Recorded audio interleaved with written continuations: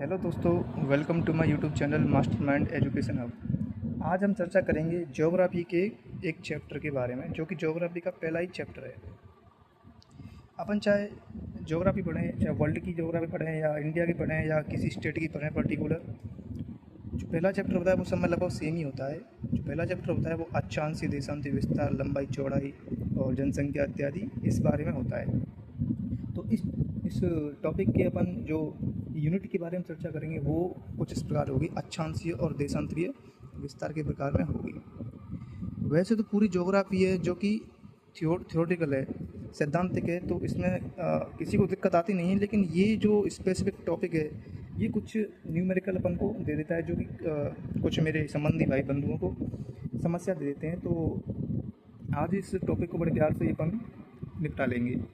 तो इसमें कुछ न्यूमेरिकल हैं, उन न्यूमेरिकल को भी समझेंगे और उनका हल कुछ इस प्रकार होगा, उस हल को भी समझेंगे। लेकिन सबसे पहले किसी भी न्यूमेरिकल को समझने से पहले अपन उसके कॉन्सेप्ट पर बात कर लेते हैं, क्योंकि एक बार कॉन्सेप्ट अपनी समझ में आ जाएगा तो किसी भी प्रकार का न्यूमेरिकल आए उसको अपन ईजिली टैकल कर सकते हैं। तो आइए पहले इसके कॉन्सेप्ट पर चर्चा करते हैं। तो दोस्तों, अपना जो स्टार्टिंग करते हैं वो एक तरीके से इस प्रकार करते हैं कि ये अपना ग्लोब है। ग्लोब है तो इस पर कुछ इस प्रकार लाइन गई हैं, वर्टिकल लाइन्स, और कुछ ही इस प्रकार लाइन्स गई हैं, हॉरिजॉन्टल लाइन। अब जो वर्टिकल लाइन्स होती है उनको अपने नाम दिया है देशांतर, और जो हॉरिजॉन्टल लाइन गई हैं उनको अपने नाम दिया है अक्षांश। तो दोस्तों, टोटल जो देशांतर हैं वो 360 हैं और टोटल जो अक्षांश है वो 180 हैं। तो जो अक्षांश होते हैं भाइयों वो किस चीज़ का निर्धारण करते हैं? तो वो एक प्रकार से ऋतुओं का निर्धारण करते हैं। और ये जो देशांतर होते हैं वो किसका निर्धारण करते हैं? पूरे वर्ल्ड में समय का निर्धारण करते हैं। समय को चलाते हैं ये पूरी दुनिया में, किस प्रकार से किस देश में कितना समय रहेगा उस प्रकार का निर्धारण करते हैं। अक्षांश करते हैं ऋतुओं का। इन दोनों को मिलाकर जो निर्धारण किया जाता है वो लोकेशन का किया जाता है। जब भी अपन किसी चीज़ की लोकेशन भेजते हैं तो वो इन दोनों का सम्मिलित करके अपन भेजते हैं, तो वो लोकेशन अपनी एग्जैक्ट बताती है। तो अपन जब चर्चा करेंगे वो देशांतर पर करेंगे, क्योंकि जो न्यूमेरिकल आते हैं वो देशांतर पर ही आते हैं। देशांतरों से ही, क्योंकि ये देशांतर किसका निर्धारण करते हैं? समय का। तो जो एग्जामिनर होता है वो हमसे क्या करता है कि समय पूछकर देशांतरों की स्थिति पूछ लेता है और देशांतर देकर समय की स्थिति पूछ लेता है कि समय क्या होगा। तो आइए इसको कंप्लीट करते हैं कि क्या होगा, इसका कॉन्सेप्ट समझते हैं। आज के इस वीडियो में अपन इसका कॉन्सेप्ट समझते हैं और इसी जो मुद्दे की, इसी जो टॉपिक की अगले जो इस जो श्रृंखला होगी उसमें कि अगले वीडियो में अपन इसके न्यूमेरिकल को हल करेंगे। सभी प्रकार के न्यूमेरिकल को हल करेंगे, कोई भी नहीं बचेगा, सबको कंप्लीट कर देंगे। तो इसके कॉन्सेप्ट को समझने के लिए देखो, सबसे पहले अपन एक ग्रुप बनाते हैं। अपन इतना समझ ही चुके हैं कि जो वर्टिकल लाइन्स होती है वो किसका निर्धारण करती है? समय का। और इसी के न्यूमेरिकल एग्जाम में आते हैं। तो अपन सिंपली सिर्फ इसी पर चर्चा करेंगे, देशांतर पर। अक्षांश पर चर्चा अपन फिलहाल नहीं करेंगे। तो जो देशांतर होते हैं वो टोटल 360 होते हैं। तो इसमें से जो ये वाला जो देशांतर होता है जो कि ग्लोब को बराबर मतलब मैंने तो नहीं कर पाया, लेकिन ये ग्लोब को बराबर 2 हिस्सों में क्या करता है? डिवाइड करता है। तो ये जो देशांतर होता है उसकी जो स्थिति होती है उसका जो नाम है वो क्या होता है? 0 डिग्री देशांतर होता है। इस 0 डिग्री देशांतर को अपन कहते हैं ग्रीनविच रेखा। क्या कहते हैं? ग्रीनविच रेखा कहते हैं। अब ये जो ग्रीनविच रेखा है वो इंग्लैंड में होके जाती है। खैर, इससे अपन को कोई मतलब नहीं है कि कहाँ होके जाती है। अपन तो ये है कि इससे अपन सिर्फ क्या है कि क्वेश्चंस कंप्लीट होने चाहिए। तो ये जो 0 डिग्री है जो कि इस ग्लोब को बराबर 2 भागों में डिवाइड करती है। तो ये वाला जो हिस्सा है, ये वाला जो एरिया है वो तो अपना ईस्ट हो जाएगा, और ये वाला एरिया कौन सा हो जाएगा दोस्तों? वेस्ट हो जाएगा। तो ये वाला 0 होगा, ठीक है ना।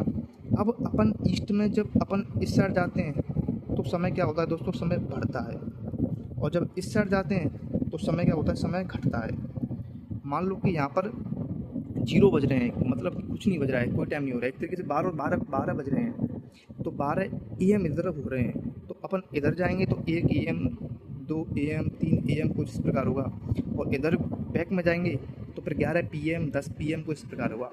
क्योंकि 12 AM का मतलब रात के 12 बज रहे हैं। अब रात के 12 के बाद 1 AM आएगा तो वो इस साइड जाएगा, और 11 PM आएगा तो वो इस साइड जाएगा, वेस्ट के साइड जाएगा। चलो आगे बढ़ते हैं। अब क्या होता है ये इस प्रकार से अपने एक और ग्लोब बना लेते हैं। जस्ट डिवाइड क्या कर देंगे? 0।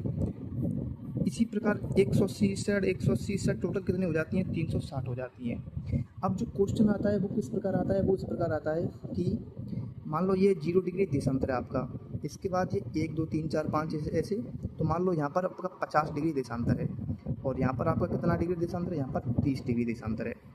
तो प्रश्न इस प्रकार पूछेगा कि कोई बंदा है, कोई व्यक्ति है, वो 50 डिग्री देशांतर पर क्या हुआ है, खड़ा हुआ है।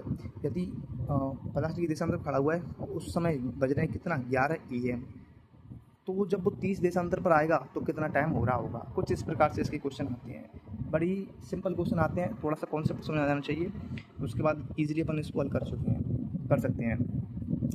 अब देखो किस प्रकार से इसको अपन जो है हल करेंगे। तो न्यूमेरिकल समझेंगे अपन अगली वीडियो में, थोड़ा सा कॉन्सेप्ट और रह गया, उसको भी क्लियर करते हैं। तो दोस्तों, एक जो देशांतर होता है, एक देशांतर से दूसरे देशांतर यदि किसी व्यक्ति को जाना है तो उसको टोटल टाइम कितना लगता है, 4 घंटे लगते हैं। कितना टाइम लगता है, वो सॉरी 4 मिनट लगते हैं। सॉरी कहने का मतलब ये है कि एक देशांतर से दूसरे देशांतर जाने के लिए एक देशांतर से दूसरे देशांतर जाने के लिए 4 मिनट का समय लगता है। 4 घंटे लग गए थे, सॉरी 4 मिनट का लगता है।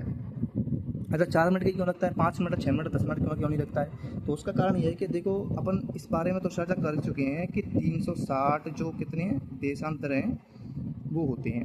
अब अपनी पृथ्वी है, सूर्य का चक्कर लगाती है, तो वो एक चक्कर कितने घंटों में लगाती है, तो वो लगाती है अपने 24 घंटों में। ठीक है, तो 24 घंटों में वो कितने देशांतर को पार कर रही है, एक तरीके से अपन क्लियर कर रही, तो एक तरीके से वो 360 को कर रही है। टोटल 360 को 24 घंटे में कितने कर रही है, 360 को कर रही है।